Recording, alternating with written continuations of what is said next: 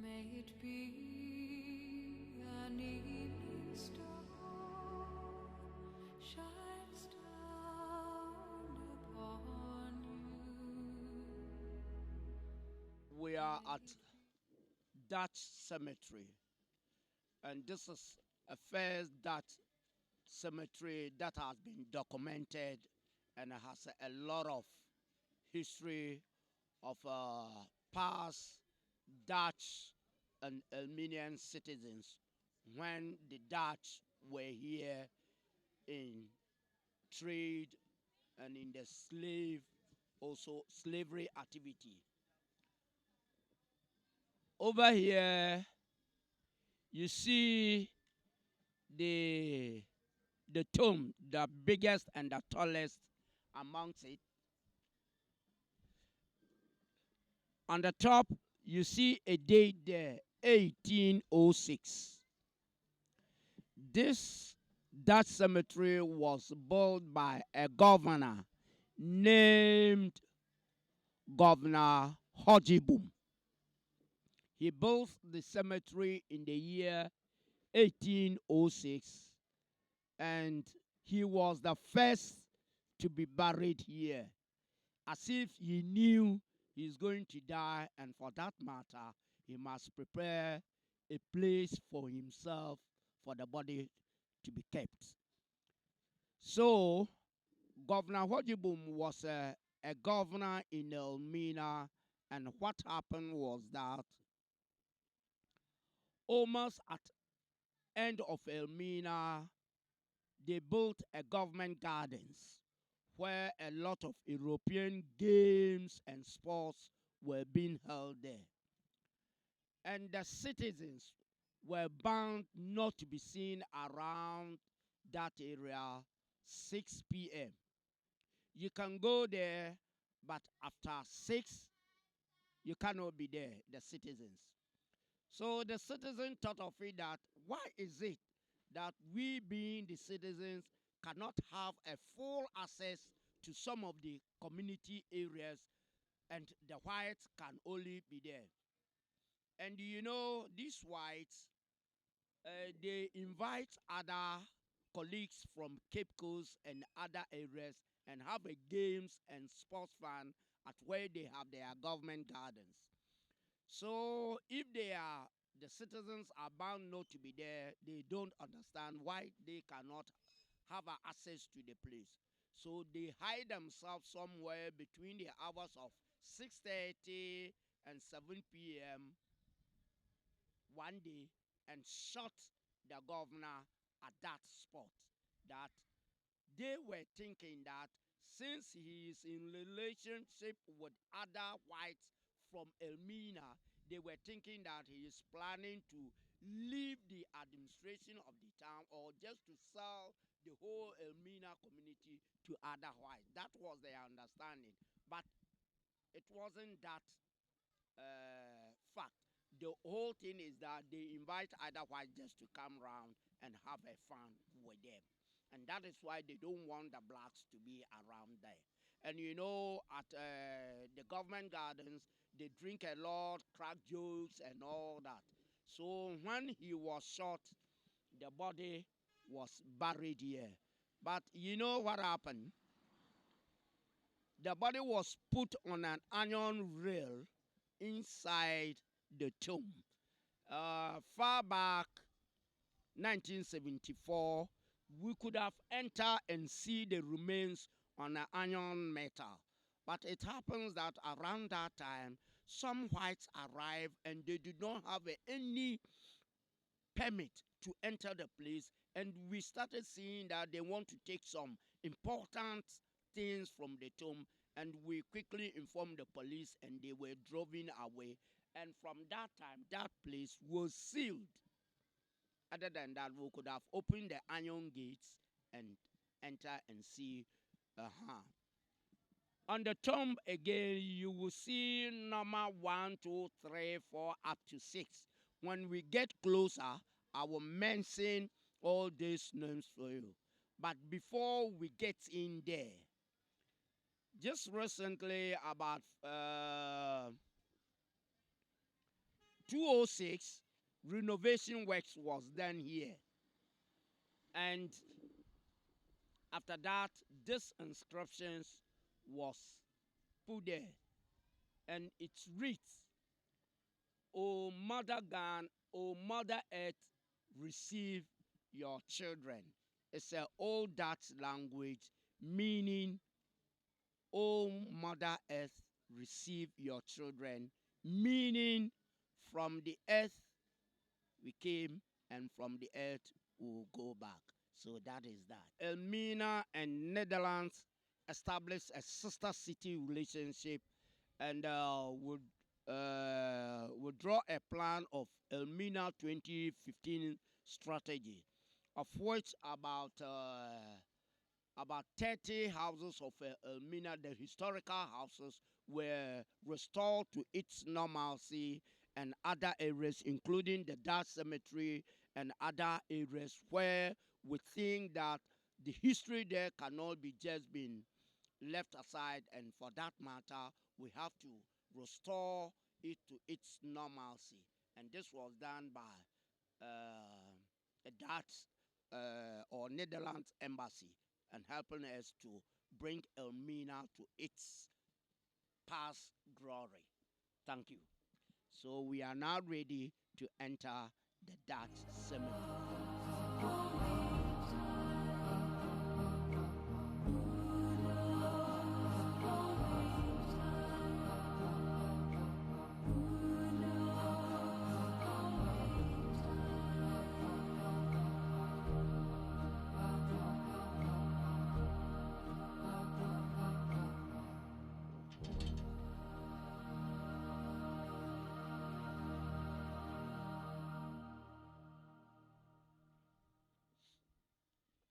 You can see the tomb 1806, and I indicated earlier that it was built by Governor Hajibum around that time. Now you get closer, you see some names also written there, and let's get closer so that your camera can capture exactly the names that I'm going to mention. I'm sorry that some paintings have been taken off by the weather and the rains due to its effect on the tomb.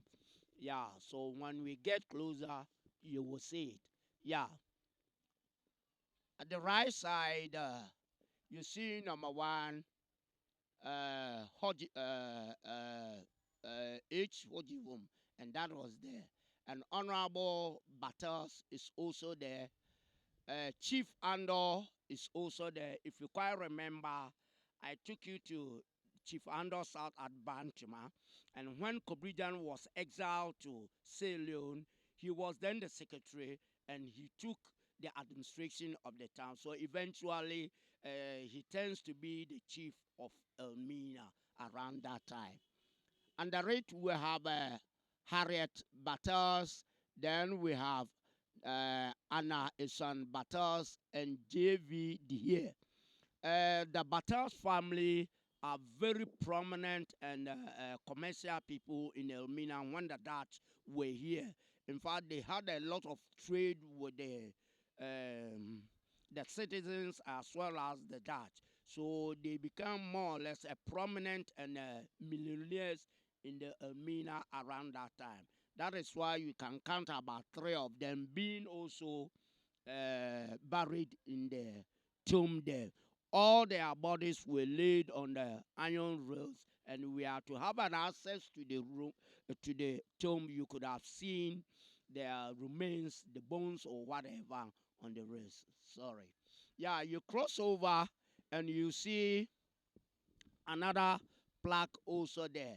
It's also reached the murder of Hojibum, and this was done by Governor Just, and he put the plaque there about the Hojibum, and under it you see Governor Hojibum murdered 1806. Fine, and that is the history about this tomb. Yeah. You turn around, you see these graves and whatever.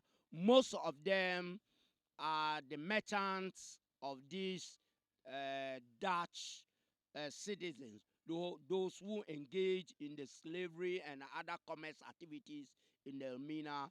I said the other time, around that time, the slave activities was booming, very lucrative in Elmina. So a lot of people were in that activities. So you see all these stones, they were buried here. We have a book covering all of them, and if we have to give out all the history on them, maybe I have to spend about the whole day giving you all that. So some names on it, and one or two has an important history of them. Most of them here are all merchants, and even some, the smaller ones, are the children of the Dutch who were here with their families. And you know, these Dutch, when they were here, they had an interaction with the citizens. Most of them married the citizens and even gave birth to them. Some took them away, others bring them up here, and when they lost their life, they buried them here. There are other graves also here, also uh, depicting the soldiers. You know, the merchants at that time always go around with soldiers, so they engage the service of these soldiers to be around in time of war or whatever, so that they can protect them. So the prominent among them were also buried here. So that is that.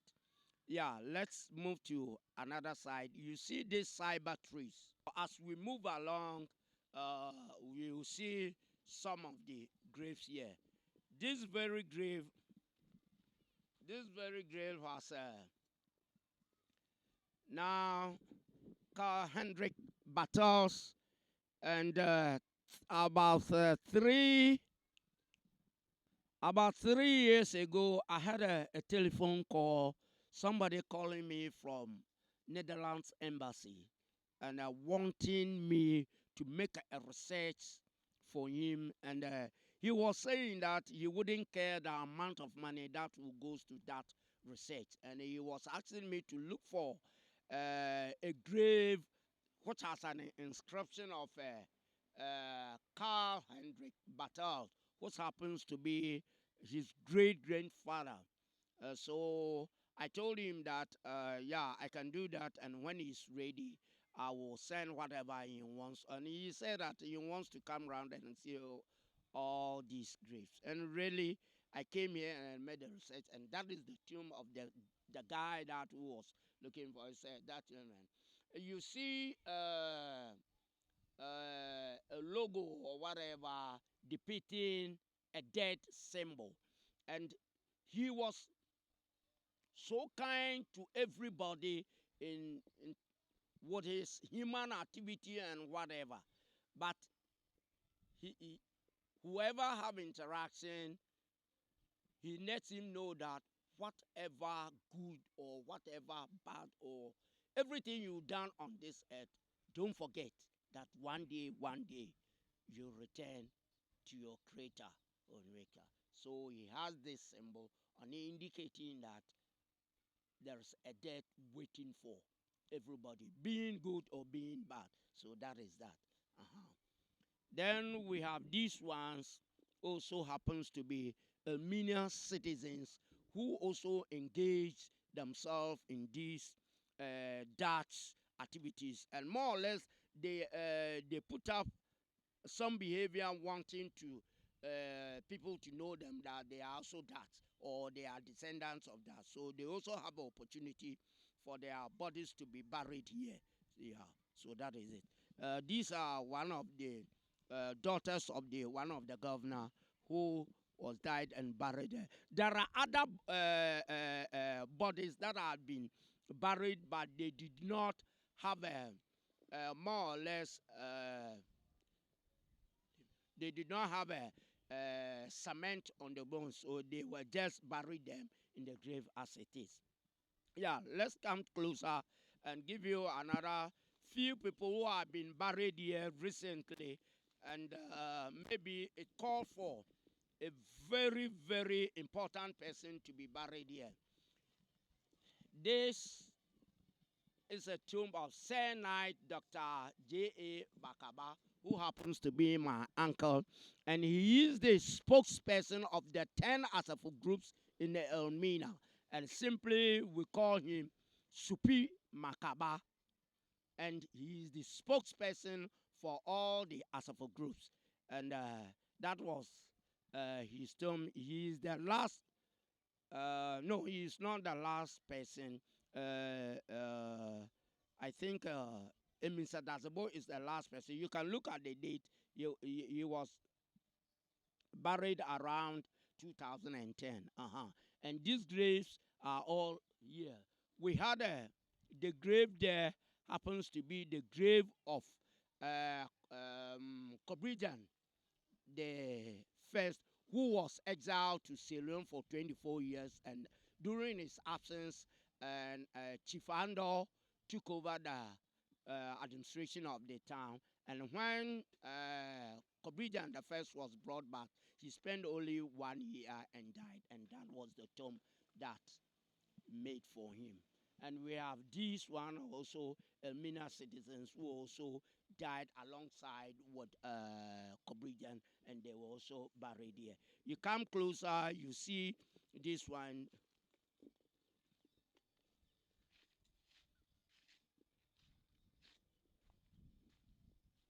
Francis Johann, and that is a Dutch and he was born in this year 1865 and died 1863 and died 1867. You see, it's just a young person, and that is that. You continue with our tour, and we come to another tomb, very important person of in memory of J. Max Abache. He is an educationist and also a law magistrate. He is a Methodist by a religion, and he did a lot for Elmina and Ghana as well. And as he passes away, we cannot let these people, their activities and the things that they've done for the state and for Elmina cannot go astray. And for that matter, the relatives sought permission from Ghana Museums and Monument to be buried here. And they agree to have them here. Thank you. As we continue, we come to another one, and also one of the historians, we have them in Ghana. He was a tutor at the first Ghana National College, J.J. Mensekane is one of the Ghanaian historians, and he is also hailed from Elmina. And I think I had a little of the Elmina history from this man. He wrote many books about Elmina history, and I learned a lot from this man, and he also died, and he was also buried here. As we continue, we come to that the first or PhD degree to be held by Dr. Robert Patrick Bafo. I don't know whether you heard of Fritz Bafo, and that is the father of Fritz Bafo. We're told that when locomotive engine, the first train that arrive in Ghana, then they don't have a proper brakes. So when this train moves, the engine moves, there is somebody ahead of the train with a red flag and signifying to the traffic that train is ahead, is on way coming, so everybody must be cautious. But he helped with the engineer to develop a proper engine, a proper brakes for the engine. And I think he is the one of the first engineers to have them in West Africa, and also from Elmina here. As we continue, we come to Joseph J.M. Eminsa Dazebo is also an educationist and also a historian. In fact, all these people I have mentioned, about 1, 2, 3, 4, 5 of them, they are very prominent people in Elmina that we cannot easily forget them easily. And that is why we took a permission from Ghana Museums and Monument for their to be buried here. Yeah. As we look around, we feel Stovey, and it's also a that you can see the day that he was buried, 9th October 1880, and this one and the few ones that of Elmenians who have been buried here. As we move ahead, you see the other graves with a cross on it.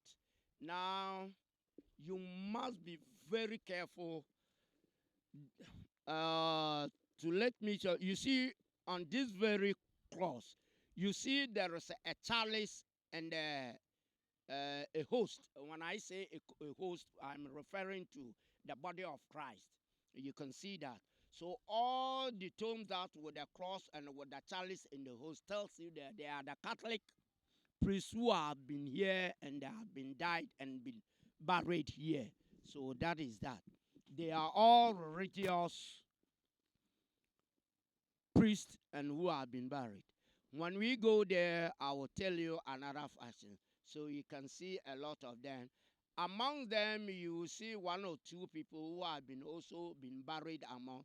Example is the one that you see as a pyramid over there, and that is that.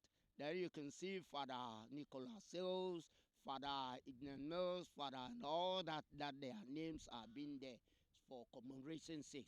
So the Catholics, this place has been reserved for the Catholics, most especially our priests and nuns who have been here for very long and who actively involve themselves with the Catholicism education in Elmina and also in Ghana. Yeah, this one, as you see, has a bust of Father Augustine Moreau, and he was here in the year 1847 and died 1886. What happened? He was here for evangelism, and when he died, the body was buried. They came with another one called Moreau. So we call them Moreau and Murat.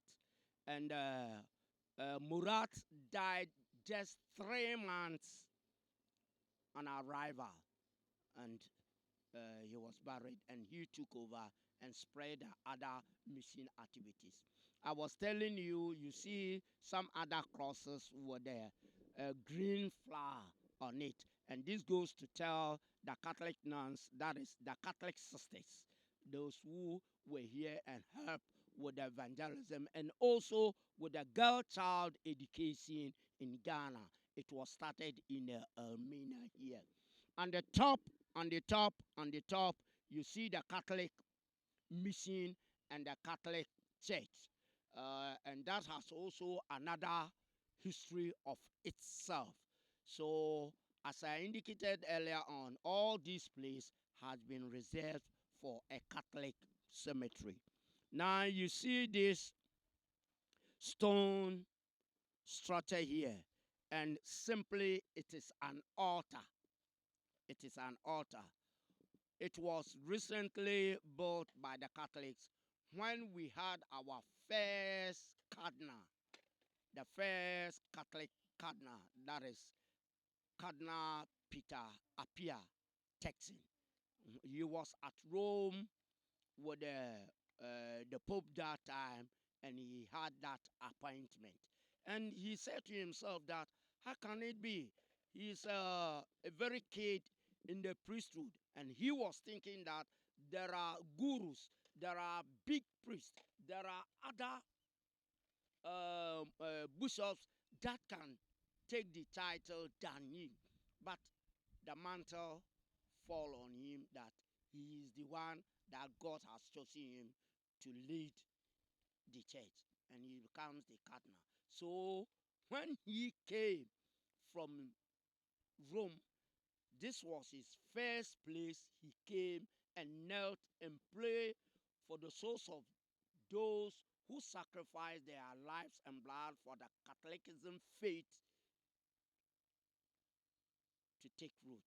So at some time we decided to let's build an altar here so that every second November the Catholics of Elmina converge here. We pray for the departed soul, and that has been a festival that all the Catholics do all over. That is it.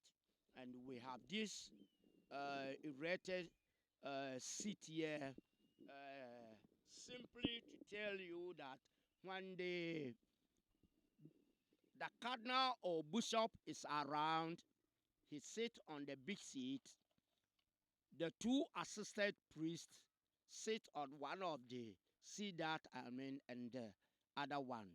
The mass servers can easily hang around or take other wooden or plastic chairs.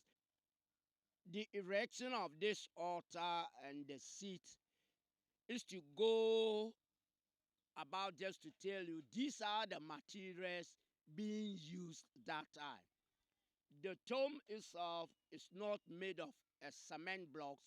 It is made of stones carved from the bigger ones to get all the shapes to build this tomb. And that is that. Yeah, I think we've covered almost all the important history that we have in the Dutch cemetery here. And before we leave, we have these remaining two cyber trees. These trees were originally put there as some of a flower that time. As a flower, we had a lot of them all around. The last one that got dead, you can see the remains there. It has remained only the two, and we cannot easily even cut a branch away without consulting Ghana Conservatory Division. They have taken care of the trees. The reason is that we have about 3 species of these birds. If you have follow cattle, there are some black and white birds that follow these cattle whenever they move along to graze. And you see there are some pox on the cattle, and these birds feed on this pox that is on the cattle.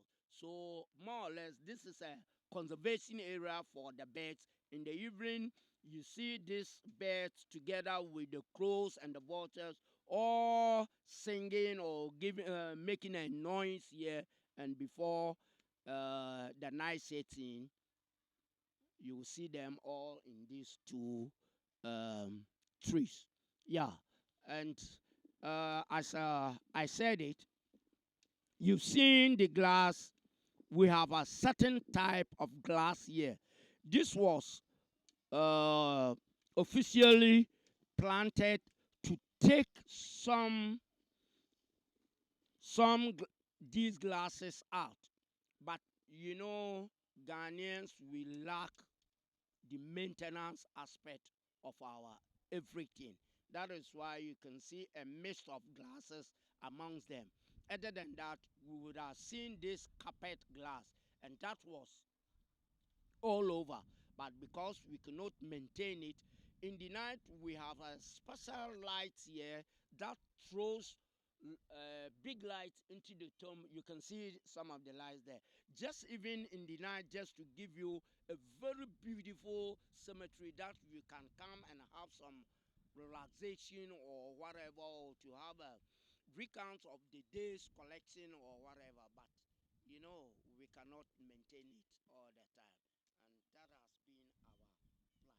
So thank you very much for taking you to the Dutch cemetery to cover the literal history surrounding the Dutch cemetery and other ones. May it be an evening star, shine